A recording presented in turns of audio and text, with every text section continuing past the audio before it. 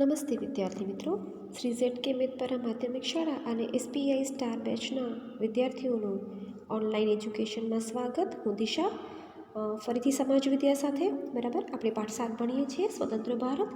એનામાં આપણે છેલ્લે પ્રદેશવાદ ભણ્યા હતા, બરાબર ને, કે પ્રમુખતા આપવાનો મત. એનામાં આપણે ભણ્યા હતા ભાષા, ધર્મ અને જાતિ. પાઠના એન્ડ બાજુ જઈએ છીએ, પાઠ પૂરો થવાની તૈયારીમાં છે. પાના નંબર 51 અને 52, જેનામાં આપણે ભણવાનું છે પ્રાદેશિક અસમાનતા. તમારી ચોપડીમાં પણ છે અને તમને સ્ક્રીન ઉપર પણ દેખાશે. અને એની સાથે સાથે તમારે ભણવાનું છે વિજ્ઞાન અને ટેકનોલોજીનો વિકાસ. એટલે વિજ્ઞાન અને ટેકનોલોજીના વિકાસ સાથે આજે આપણે આ પાઠ આપણો પૂરો કરશું.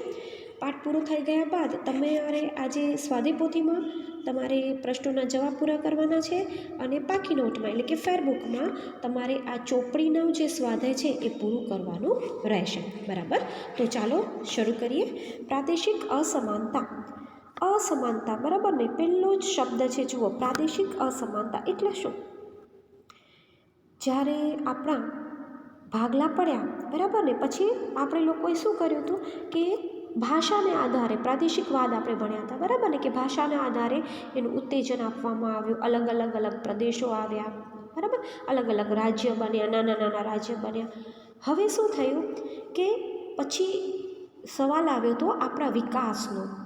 કોઈકે કૃષિ ક્ષેત્રે વિકાસ કર્યો, કોઈકે ઔદ્યોગિક ક્ષેત્રે વિકાસ કર્યો, કોઈ રાજ્ય આર્થિક રીતે બહુ સદ્ધર બન્યું, તો કોઈ રાજ્ય આર્થિક રીતે એટલું બધું સદ્ધર બન્યું નહીં. આવી રીતે આપણે એક સરખી દિશામાં આગળ ન વધ્યા, આપણે અપડાઉન આગળ વધ્યા. ક્યાંક પ્લસ થયા તો ક્યાંક માઇનસ થયા. બરાબર, જુઓ તમારી ચોપડીમાં છે, એનાથી તમને વધારે ખ્યાલ આવશે કે અસમાનતા એટલે શું, કે આપણે સમાન ન રહ્યા. બરાબર ને, તમારા ક્લાસમાં હોય છે ને, કેટલાક વિદ્યાર્થીઓ ગણિતમાં બહુ હોશિયાર હોય, કેટલાક વિદ્યાર્થીઓ ગુજરાતીમાં બહુ હોશિયાર હોય, કેટલાક વિદ્યાર્થીઓ સમાજ વિજ્ઞાનમાં બહુ હોશિયાર હોય, કેટલાક વિદ્યાર્થીઓ ઇંગ્લિશમાં હોશિયાર હોય. પણ કોઈ એવા વિદ્યાર્થીઓ ન હોય કે જે બધામાં 95, 97 અને 99 માર્ક લેતા હોય. બરાબર ને, કોઈ એવું એકાદું નીકળે, આખું ક્લાસ ના નીકળે. તો એનામાં એમ કહેવાય કે વિષયોમાં અસમાનતા, બરાબર, સમકક્ષ આપણે નહોતા. વાંચીએ, હું સ્ટાર્ટ કરું છું. વિદેશી શાસકોએ જ્યાં આર્થિક લાભ પ્રાપ્ત ન થાય ત્યાં આવા વિકાસાત્મક કાર્યો કર્યા નહીં. પરિણામે આવા વિસ્તારોમાં પ્રાદેશિક અસમાનતા વિકસી. બરાબર ને, જ્યાં બ્રિટિશરો હતા એ લોકોને આઈડિયા આવી ગયો હતો કે અહીંયા કને અમને આર્થિક લાભ નથી. આર્થિક એટલે કે પૈસા. આ રાજ્યમાં મૂડીરોકાણ કરવાથી, આ રાજ્યમાં કૃષિ ઉદ્યોગ કે આ રાજ્યમાં ઔદ્યોગિક ક્ષેત્રે અમને લાભ નહીં મળે, તો એ લોકોએ એ રાજ્યને આગળ વિકસાવ્યું જ નહીં. પરિણામે પ્રાદેશિક અસમાનતા સર્જી. ભારત સ્વતંત્રતા બન્યા પછી સામાજિક અને આર્થિક વિકાસ માટે આયોજન પંચની રચના કરી. તમને ખબર છે તેનો મુખ્ય હેતુ શું હતો? તો કે જુદા જુદા પ્રદેશોનો આર્થિક સહિત એટલે કે પૈસાની રીતે, આપણે તમારી ભાષામાં પૈસાની રીતે, આર્થિક સહિત અન્ય ક્ષેત્રોમાં સમતોલ વિકાસ સાધવાનો હતો. બરાબર ને, બધી એક પ્રદેશમાં જેટલો કૃષિ વિકાસ થાય, ઔદ્યોગિક વિકાસ થાય, શિક્ષણ જગતમાં વિકાસ થાય, એ બધું જે એક જગ્યાએ થાય એવું નહીં, એવું બીજી જગ્યાએ થવું જોઈએ, એવો એમનો એક પ્રયત્ન હતો. એમાં શું થયું તો કે પ્રદેશવાદના દબાણો, રાજકીય કારણોથી વિકાસ યોજનાઓ પોતાના પ્રદેશમાં લઈ જવાની ખેંચતાણ, વિકાસ માટેના સ્તોત્રો વગેરે અનેક પરિબળો તેમાં ભાગ ભજવતા રહ્યા. આથી સમતોલ વિકાસની બાબતોમાં અસમાનતા પ્રવર્તતી જોવા મળે છે. એક રાજ્યમાં સરખો વિકાસ ન થયો, 1 અને 2 કે 3 રાજ્યોમાં એક સરખો વિકાસ ન ચાલ્યો. શું કામ? કારણ કે પછી પ્રદેશવાદના દબાણો આવવા માંડી ગયા. આ મારું, આ તારું, એવી વાતો થવા માંડી. રાજકીય દબાણો, રાજકીય, પછી તો દરેક આપણું તો લોકશાહી દેશ આવી ગયું હતું. બરાબર, દરેક રાજ્યમાં લોકશાહી તંત્ર આવી ગયું હતું. એટલે રાજકીય ખેંચતાણ કરી. એક મુખ્યમંત્રી કહેશે મારું રાજ્ય બેસ્ટ, બીજા મુખ્યમંત્રી કહેશે મારા રાજ્યમાં આ યોજના આવી જોઈએ, ત્રીજા મુખ્યમંત્રી કહેશે મારા રાજ્યમાં આ યોજના આવી જોઈએ. દરેક મંત્રીઓએ રાજકીય ખેંચતાણ ચાલુ કરી દીધી. બરાબર, હવે વિકાસના સ્ત્રોત માટેના જે ઔદ્યોગિક સાધનો હોવા જોઈએ, કૃષિ વિકાસ માટેના જે લેટેસ્ટ ટેકનોલોજી હોવી જોઈએ, એ બધાનો કેટલીક જગ્યાએ આવી, કેટલીક જગ્યાએ ન આવી શકી. એના કારણે શું થઈ ગયું? અસમાનતા આવવા માંડી ગઈ. આમ દેશમાં વિકસિત, માધ્યમિક વિકસિત અને અલ્પ વિકસિત રાજ્યો જોવા મળે છે. એમાં આપણા દેશમાં 3 ભાગલા પડી ગયા. પહેલાં તો કે ખૂબ ડેવલપ, દાખલા તરીકે મુંબઈ, મુંબઈ અત્યારે તમે જુઓ તો એકદમ ડેવલપ કહેવાય, એની સામે તમે યુપી, બિહારનું કોઈ પણ ઓલું જુઓ રાજ્ય તો તમને એટલું ડેવલપ ના કહેવાય, બરાબર ને. એટલે કેટલાક એકદમ વિકસિત થઈ ગયા, કેટલાક અલ્પ વિકસિત થયા, થોડા વિકસિત થયા, કેટલાક મધ્યમ વિકસિત થયા, બરાબર. બહુ આગળ પણ ન ગયા અને બહુ પાછળ પણ ના આવ્યા, મીડિયમ રહ્યા. કેટલાક રાજ્યોના આંતરિક પ્રાદેશિક વિકાસમાં પણ અસમાનતા જોવા મળી. આંતરિક પ્રાદેશિક વિકાસમાં એટલે કે અંદરની અંદર એમાં પણ અસમાનતા જોવા મળી. દાખલા તરીકે જુઓ, મહારાષ્ટ્રની વાત કરી છે. મહારાષ્ટ્ર રાજ્ય વિકસિત કક્ષામાં આવે, પરંતુ વિદર્ભ અને મરાઠવાડા જેમાં વિસ્તારો પછાત છે, બરાબર ને. રાજ્યમાં વિકાસ થયો, પણ એની અંદર રહેલા જે અમુક શહેરો હતા, ગામ હતા, એમાં પણ વિકાસ થયો નહીં. આંધ્રપ્રદેશ રાજ્યમાં રાયલસીમા તેમજ તેલંગાણા રાજ્યના કેટલાક વિસ્તારો અલ્પ વિકસિત છે. આ નામ છે, એમના ગામના નામ છે કે એ કેટલાક અલ્પ વિકસિત છે, પરંતુ કેટલાક રાજ્યો કૃષિ વિકાસમાં તો કેટલાક ઔદ્યોગિક વિકાસમાં વિશેષ આગળ છે, બરાબર ને. આમાં કેટલાક સાવ અલ્પ વિકસિત છે, પણ એવું નથી બધા અલ્પ વિકસિત હોય કે એનો વિકાસ જ ન થયો. કેટલાકે કૃષિ ક્ષેત્રે એટલે કે ખેતીવાડીમાં અલગ અલગ નવી નવી ટેકનોલોજી અપનાવી અને ખૂબ વિકાસ કર્યો, ખૂબ પાકો લઈ આવ્યા. કેટલાક ઔદ્યોગિક ક્ષેત્રે નવી નવી ટેકનોલોજી વિકસાવી, કમ્પ્યુટર વિકસાવ્યા, લેન્ડલાઇન બધી ફેસિલિટી વિકસાવી. તમે જોયું છે, ઉદ્યોગોને લગતા ફેક્ટરીઓ આવી, વણાટ કામ ચાલુ થઈ ગયા, બરાબર. નવા નવા 2 વ્હીલર્સ બનવા માંડી ગયા. તો ઔદ્યોગિક ક્ષેત્રે ઘણી બધી ક્રાંતિ આવી, પણ કેટલાક રાજ્યો અને કેટલાક ગામ એવા હતા કે જે એવા ને એવા અપછાત રહ્યા. એ લોકો એટલો બધો વિકાસ એ લોકો કરી શક્યા નહીં. આમ રાજ્યો વચ્ચેની અસમાનતા માટે ઘણા કારણો જોવા મળે છે. તેમાંથી પ્રદેશવાદ જન્મે છે. ઘણા બધા કારણો જોવા મળ્યા અને એનામાંથી પ્રદેશવાદ આવ્યો કે ભાઈ અમે આટલા બધા આગળ છીએ તો અમારા રાજ્યને પ્રમુખતા આપો, અમારા રાજ્યને મેઇન ગણો. એમાંથી 2 પાડોશી રાજ્યો ભારતના જ હોય તો પણ સરહદી જમીન સંબંધોમાં વિવાદો ચાલી રહ્યા છે. દાખલા તરીકે મહારાષ્ટ્ર અને કર્ણાટક રાજ્યો વચ્ચે અને પંજાબ અને હરિયાણા રાજ્યોની સરહદ માટેની જમીનના વિવાદો ચાલી રહ્યા છે. કહેવાય ને કે આપણે આઝાદ તો થયા હતા, પણ આપણામાં જે એક ભાવના હોવી જોઈએ ને, સંપની ભાવના, કે આ તારું ને આ મારું નહીં, આપણા બેનું, એવું ધીમે ધીમે બંધ થવા ગયું. ધીમે ધીમે આપણા બધાના ઈગો, બરાબર ને, સ્વાભિમાન, પોતાના ઈગો આડા આવ્યા કે આ નથી કરતો તો હું શું કામ કરું. એના માટે કરી અને જુઓ, નાની નાની બાબતમાં, દાખલા તરીકે 2 બાજુના રાજ્યો હોય તો એ લોકો સરહદી જમીનની વિસ્તારમાં એ લોકોના વિવાદ ચાલે કે ના ભાઈ આટલા વિસ્તારની જમીન એ મારી સરહદમાં આવશે, એની બાજુવાળું રાજ્ય કહેશે કે આટલા વિસ્તારની જમીન એ મારા સરહદમાં આવશે. એમાં કોના વચ્ચે ઝઘડાઓ ચાલ્યા તો કે મહારાષ્ટ્ર કર્ણાટક વચ્ચે ચાલ્યા અને પંજાબ અને હરિયાણા વચ્ચે ચાલ્યા, જે ખરેખર આપણા દેશને ઉન્નતિમાં આગળ લઈ જવામાં ખૂબ જ અવરોધરૂપ બન્યા. તમે વિચારો ને, રાજ્ય જો ઝઘડવા માંડી જાય, બરાબર, તો એ પોતાનો ઝઘડો પૂરો કરવામાંથી જ ઊંચા ના આવે, તો એ પોતાના રાષ્ટ્રનો વિકાસ એનામાં કેવી રીતે કરી શકે, પોતાના રાજ્યના વિકાસને કેવી રીતે આગળ વધારી શકે. બંને રાજ્યો જ્યારે ઝઘડે ત્યારે એ બંને રાજ્યોના લોકોમાં એકબીજા માટે પૂર્વગ્રહની ભાવના બંધાઈ છે, બરાબર. તો એવું જરૂરી નથી ને કે 2 રાજ્યો જ એકદમ નિર્બળ હોય, એક રાજ્ય સબળ પણ હોય, એક રાજ્યમાં કંઈક સારી બાબતો શીખવા જેવી હોય, પણ બીજું રાજ્ય શું કરશે, સામેવાળા રાજ્યના પૂર્વગ્રહને કારણે એ રાજ્ય પોતાના લોકોને બીજા રાજ્યમાં જવા નહીં દે અને એ રાજ્યની સારી બાબતોને એ વિકસાવશે નહીં, બરાબર. પાના નંબર 52 ઉપર જોજો, હું મારું પેજ અપ કરું છું. પાના નંબર 52 ઉપર છે કોઈ પ્રદેશની ભૂમિ, બરાબર. ત્યાંથી તમારે અંડરલાઇન કરવાની ચાલુ કરવાની છે. મારું પેજ અપ થાય છે એટલે જરા જોઈએ. હવે સ્ટાર્ટ કરું છું. કોઈ પ્રદેશની ભૂમિ ઉપર જળની વહેંચણી અને ખનિજ, અંડરલાઇન કરજો, ઔદ્યોગિક કાચો માલ અને કૃષિ ક્ષેત્રની અનુકૂળતા પ્રમાણે લાભ પોતાને મળે તેવી સંકુચિત મનોવૃત્તિ કેટલીક જગ્યાએ જોવા મળે છે. આ સંકુચિત મનોવૃત્તિ જ કહેવાય ને. સંકુચિત મનોવૃત્તિ એટલે શું? મારું પહેલાં થવું જોઈએ, તારું નહીં થાય તો ચાલશે.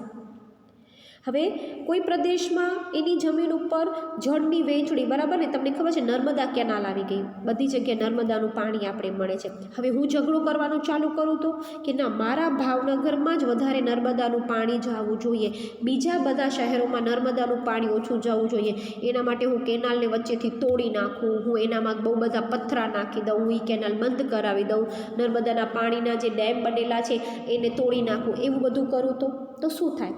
તો એ જળની વહેંચણીમાં પણ પ્રોબ્લેમ થાય. એવી રીતે ખનિજો, જે જગ્યાએ ખનિજો મળતા હતા તો બીજા પ્રદેશે ના પાડી દીધી કે હું તમને ખનિજો નહીં આપું, તો શું થાય?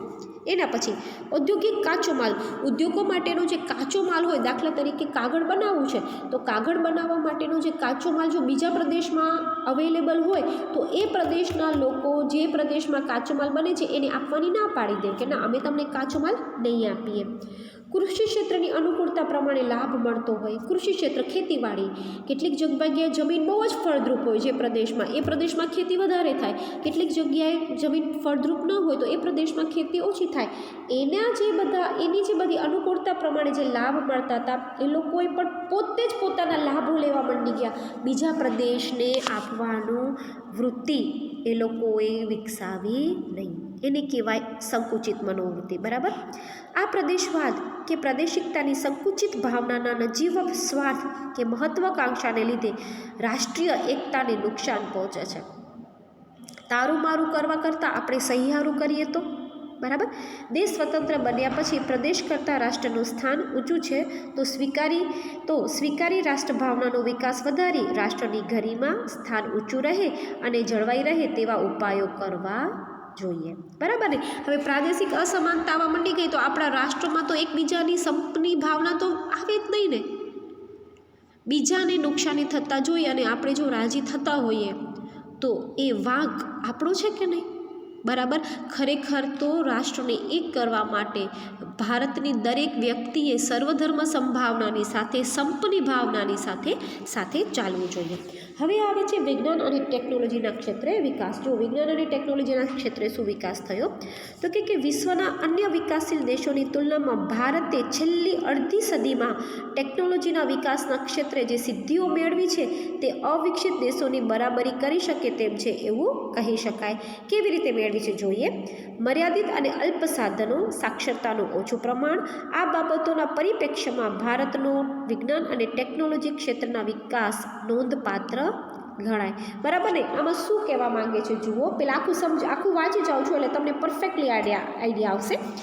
સ્વતંત્રતા પછી ભારતનું નેતૃત્વ કરનાર મહાનુભાવો અને વિવિધ વિદ્વાન વૈજ્ઞાનિકો જેવા કે ડૉક્ટર હોમી ભાભા, ડૉક્ટર રાજા Ramanna, doctor Vikram Sarabhai, doctor C V Raman તથા એન્જિનિયરિંગ ક્ષેત્રના સર એમ વિશ્વેશ્વરૈયા, સામ પિત્રોડા, ડૉક્ટર એપીજે અબ્દુલ કલામ એટલે કે આપણા ભારતના જે પૂર્વ રાષ્ટ્રપતિ હતા એ, તથા મેટ્રો રેલવે પ્રોજેક્ટને સફળ બનાવનાર શ્રીધરન તથા આવા અન્ય વૈજ્ઞાનિક, ઇન્જિનિયરો, ટેકનોક્રેટો વગેરેનું પ્રદાન નોંધપાત્ર ગણાય છે. હવે ઉપરની લીટીમાં જાઓ કે આપણા વિશ્વ જે રીતે વિકાસમાં આગળ વધતું હતું, બીજા બધા દેશો જે રીતે વિકાસમાં આગળ વધતા હતા, આપણે તો આઝાદી મળી હતી એના પછી આપણે ડેવલપ થવાનું હતું. બરાબર. એની તુલનામાં ભારતે છેલ્લે અડધી સદીમાં ટેકનોલોજીના વિકાસ ક્ષેત્રે જે સિદ્ધિઓ મેળવી છે ને એ અવિકસિત દેશોની બરાબરી કરી શકે તેમ છે એવું કહી શકાય. બરાબર ને. આપણે બહુ જ બધી સિદ્ધિઓ મેળવી લીધી હતી. આપણે એટલા વિકસિત હતા નહીં. બીજું, આપણે લોકો ગુલામીમાંથી પણ આઝાદ થયા હતા એટલે આપણે જરાક થાળે પડ્યા હતા. સાથે સાથે આપણે પ્રદેશવાદની મગજમારી ચાલતી હતી. એ બધામાં પણ વિજ્ઞાન ટેકનોલોજીએ બહુ બધી સિદ્ધિઓ મેળવી. એ સિદ્ધિઓમાં કોણે પોતાનું યોગદાન આપ્યું તો બધા જ નામ છે. હોમી ભાભા છે, સારાભાઈ છે, શ્રી વી રામન છે, વિશ્વેશ્વરૈયા છે, સામ પિત્રોડા છે, અબ્દુલ કલામ છે, એ બધાએ. બરાબર. હવે એ લોકો બધાએ શું કર્યું તો કે આવી પ્રવૃત્તિઓ માટેની સંસ્થાઓ જેવી કે ઇન્ડિયન ઇન્સ્ટિટ્યૂટ ઓફ સાયન્સીસ અને Indian Institute of Technology, Indian Space Research Organisation એટલે કે ઇસરો તથા ફિઝિકલ રિસર્ચ લેબોરેટરી સહિતની ઘણી સંસ્થાઓ ગણી શકાય. આ બધી જ સંસ્થાઓએ પોતાનું નોંધપાત્ર કાર્ય કર્યું, જેના કારણે આપણે વિજ્ઞાન અને ટેકનોલોજીમાં ખૂબ આગળ વધ્યા. હવે આમાં પણ મહિલાઓનું યોગદાન પણ છે. મહિલાઓના યોગદાનમાં ખાસ નામ અને ક્ષેત્ર એ તમારે યાદ રાખી લેવાના. જોડકાની રીતે પૂછાઈ શકે, એમસીક્યુની રીતે પૂછાઈ શકે અને ખાલી જગ્યાની રીતે પણ પૂછાઈ શકે.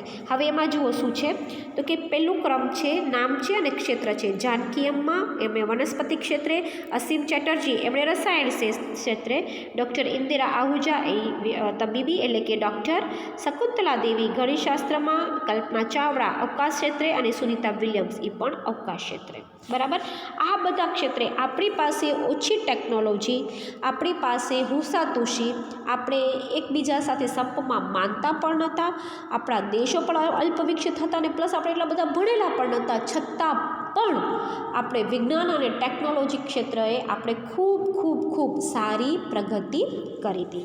હવે જુઓ, આ ઉપરાંત વિવિધ ક્ષેત્રો મહિલાઓનું પ્રદાન અભૂતપૂર્વ રહ્યું છે અને તેમણે રાષ્ટ્રીય વિકાસમાં મહત્ત્વપૂર્ણ યોગદાન આપ્યું છે.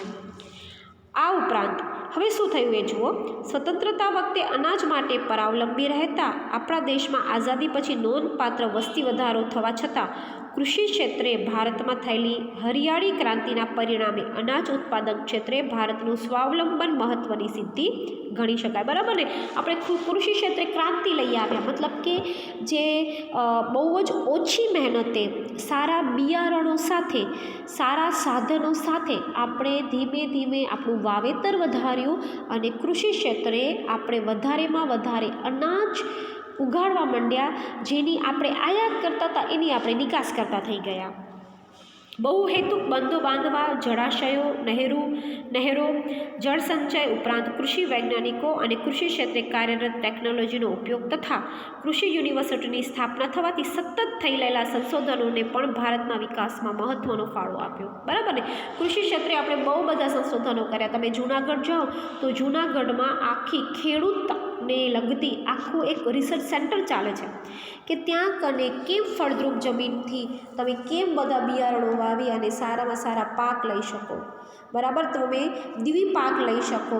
તમારી જમીન બંજર છે તો તમે એને ફળદ્રુપ બનાવવા માટે શું કરો. તમે ટપક પદ્ધતિ લઈ આવ્યા, તમે સિંચાઈની યોજના લઈ આવ્યા, તમને વાવેતર કરવું છે તો એ લોકોએ અલગ અલગ એવા મશીનો બહાર પાડ્યા કે જે મશીનથી તમે વાવેતર કરી શકો, તમે લલણી કરી શકો, તમે એની કાપણી કરી શકો. બરાબર. પછી તમે એની પેસ્ટિસાઇડ્સ, જે બધી દવાઓનો છંટકાવ આવે છે, હવે આખા એવા સાધનો આવી ગયા છે કે તમે એવું એક કેમિકલ્સ મળે છે જેની કિંમત આશરે 40,000 રૂપિયા છે. એ કેમિકલને એક બીજા પાણીમાં ડાયલ્યુટ કરી નાખવામાં આવે અને ત્યારબાદ એને ટ્રેક્ટર દ્વારા, હવે પહેલાં ઓલું વ્યક્તિ પોતાના પંપ મશીનથી દરેક ખેતરમાં છંટકાવ કરતો, હવે એવું નથી. હવે એ કેમિકલને તમે ટ્રેક્ટરમાં નાખી દો અને ટ્રેક્ટરમાં જ આખું એક એવું મશીન આવે છે કે ટ્રેક્ટર આખા ખેતરની આજુબાજુ ફરતું હોય અને એ જે દવાનો છંટકાવ છે એ આખા ખેતરમાં છંટાઈ જાય અને પ્લસ એનાથી જે પાક છે ને એ પાકને પણ કોઈ નુકસાન થતું નથી. બરાબર. એની સાથે સાથે શું થયું તો કે પરમાણુ વિજ્ઞાન અને ટેકનોલોજીનો શાંતિમય ઉપયોગ કરવો અને એ માટેની સંશોધન સંસ્થાઓ અને પ્રયોગશાળાઓની પણ નોંધ લેવી ઘટે. બરાબર ને. એ લોકોએ પરમાણુ વિજ્ઞાન અને ટેકનોલોજીનો ઉપયોગ કેવી રીતે કરવો, કઈ દિશામાં કરીએ તો વધારે સારો રહે, એની જે રિસર્ચો બધા કર્યા, એની જે સંસ્થાઓ સ્થપાણી, એ જે પ્રયોગશાળાઓ આવી, એ બધી પણ નોંધપાત્ર હતી. એના પછી એમાં જુઓ ને, ભાભા પરમાણુ ક્ષેત્ર સંશોધન, તમે અમદાવાદનું સાયન્સ સિટી જોયું હશે. બરાબર. ના જોયું તો જોઈ આવજો. એ આપણી ટેકનોલોજીમાં એ જે સાયન્સ સિટી છે એ ટેકનોલોજીનો એક અદ્યતન યુઝ કરેલું સાયન્સ સિટી છે. હમણાં તો છેલ્લા ન્યૂઝ એવા હતા કે ત્યાં કને એ લોકોએ એવા રોબોટ બનાવ્યા છે કે તમે ત્યાં કને બેસો ને તો એ રોબોટ, તમે અમુક એની સ્વિચ ઓપરેટ કરો તો એ રોબોટ તમને નાસ્તો પીરસવા માટે આવે અને એ રોબોટ પોતાના નાસ્તા માટેના પાસ્તા છે કે મેગી છે એ રોબોટ એ બનાવી શકે છે. હવે તો એ લોકોએ સાયન્સ સિટીવાળાએ એવી ટેકનોલોજી વિકસાવી છે. ઉપરાંત વૈજ્ઞાનિકો, એન્જિનિયરો અને ટેકનોક્રેટોના સંયુક્ત પુરુષાર્થ વડે બાંધવામાં આવેલા પરમાણુ મથકો દ્વારા ઉર્જાની માંગને પણ પહોંચી વળવા માટે આપણે સફળ રહ્યા છીએ. એટલું જ નહીં પણ સંરક્ષણ માટે રાજસ્થાનના પોખરણમાં 2 વખત કરવામાં આવેલા અણુ ધડાકાની પણ નોંધ સમગ્ર વિશ્વએ લેવી પડી છે. આપણે કેટલી બધી જગ્યાએ ડેવલપમેન્ટ થઈ ગયા. જુઓ ને કે વિજ્ઞાન અને ટેકનોલોજીમાં આપણે ડેવલપ થયા, પછી આપણે જાનકી અમાએ વનસ્પતિમાં, અસીમા ચેટર્જીએ રક્ષાયણ ક્ષેત્રમાં, ડૉક્ટર ઇન્દિરા આહુજાએ તબીબીમાં, એના પછી કૃષિ ક્ષેત્રમાં આપણે આગળ આવી ગયા. એના પછી ઇન્જિનિયરો અને ટેકનોક્રેટ દ્વારા આપણે અલગ અલગ પરમાણુ મથકોની સ્થાપના કરી. ઉર્જાની માંગ એટલે કે ઇલેક્ટ્રિસિટીને પહોંચી વળવા માટે પણ આપણે નવા બધા ઉર્જા ઉત્પાદન, વિદ્યુત ઉત્પાદનના બધા ડેમો નાખી અને આપણે એમાં પણ સફળ રહ્યા. આપણે એના ટાવરો નાખી, દાખલા તરીકે PGVCL ને એ બધા. એ ઉપરાંત આપણા સંરક્ષણ માટે કે આપણા દેશની સુરક્ષા માટે રાજસ્થાનમાં પોખરણમાં આવેલા 2 વખતના અણુ ધડાકાની નોંધ પણ વિશ્વએ લીધી. બરાબર. પાના નંબર 53 ઉપર જઈએ. Last paragraph. અવકાશ સંશોધન ક્ષેત્રે પણ બરાબર જોતા જજો. વિજ્ઞાન ટેકનોલોજી આવ્યું, કૃષિ ક્ષેત્ર આવ્યું, પછી સાયન્સ આવી ગયું, પછી જળચર સંચય દ્વારાનું આવી ગયું, પછી ટેકનોલોજી આવી ગઈ, ગણિત ક્ષેત્ર આવી ગયું અને હવે આવે છે અવકાશ. અવકાશમાં આપણે શું કર્યું તો કે જોઈએ, આ બધા જ તમારે યાદ રાખવાના છે કે અવકાશ સંશોધન ક્ષેત્રે ભારતે બાહ્ય અવકાશમાં ઉપગ્રહો છોડવા માટે વિશિષ્ટ પ્રકારના GSLV એટલે કે બરાબર અંડરલાઇન યાદ રાખજો, ઉચ્ચાર બોલું છું, ઝીઓ સિક્રોનસ સેટેલાઇટ લોન્ચ વ્હીકલ. ફરીથી ઝીઓ સિક્રોનસ સેટેલાઇટ લોન્ચ વ્હીકલ. ઉપરાંત એણે છોડેલા ઉપગ્રહો આર્યભટ્ટ, ભાસ્કર, રોહિણી તથા PSLV એટલે શું? Polar satellite launch vehicle. અને છેલ્લે મંગળ ગ્રહ ઉપર પહોંચવા સુધીનું અભિયાન તથા ક્રમશઃ ઉપગ્રહો છોડવામાં સંપૂર્ણ સ્વાવલંબન એ એક અનેરી સિદ્ધિ ગણાય. સ્વાવલંબન એટલે કે આપણે કોઈ બીજા દેશનો યુઝ કર્યો નહીં, આપણે પોતાની મહેનતથી, પોતાની શક્તિથી આપણે ઉપગ્રહો છોડ્યા. એટલે આટલો પેરેગ્રાફ જે તમારો આવશે એ આખો સંશોધન વિકાસનો આવશે. હવે એમાં શું છે આગળ?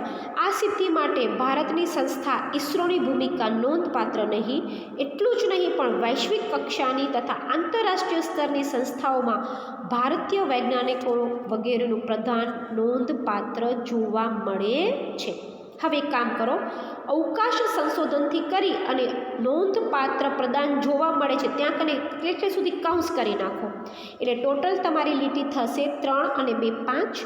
આ 2 5 લીટી જેટલું જે તમારું થયું ને એનામાં ઉપર તમે લખી નાખો અવકાશીય સંશોધન. બરાબર. હવે આવે છે સંદેશા વ્યવહાર.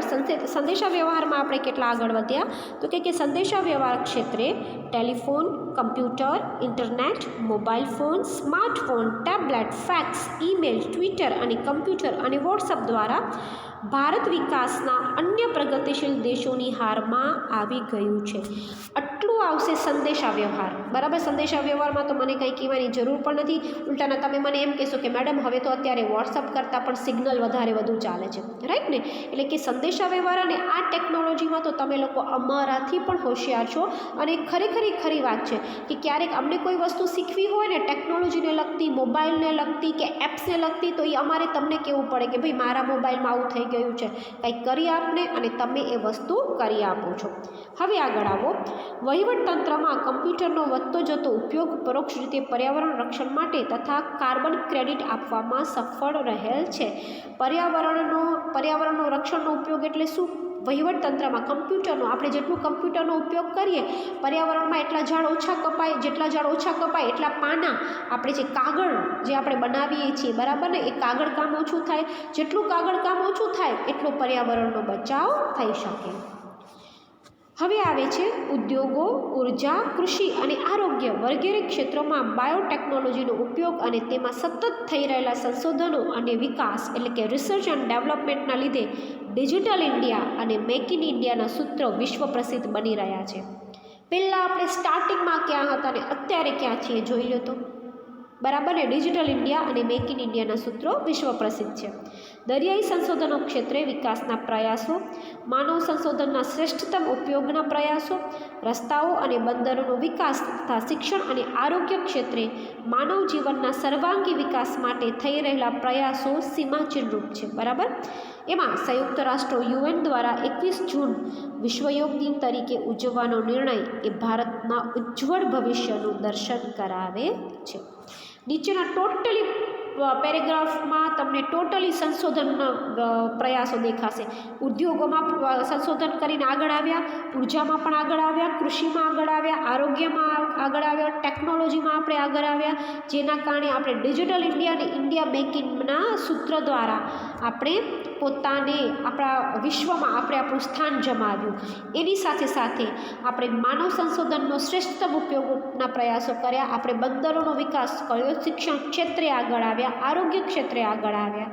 બરાબર, આ બધા જ આપણા માટે આ જેટલી જગ્યાએ આપણે સંશોધનો દ્વારા આગળ આવ્યા, તો એમ કહી શકાય કે અડધી સદી બાદ જે ભારત પછાત દેશમાં આવતો હતો ને, એની જગ્યાએ આજે ભારતની વિકાસ યાત્રામાં દરેક વિશ્વની દરેક દેશ એ ભારતના વિકાસને, ભારતના ઉજ્જવળ ભવિષ્યને એક સારી પાસા રૂપે જુએ છે.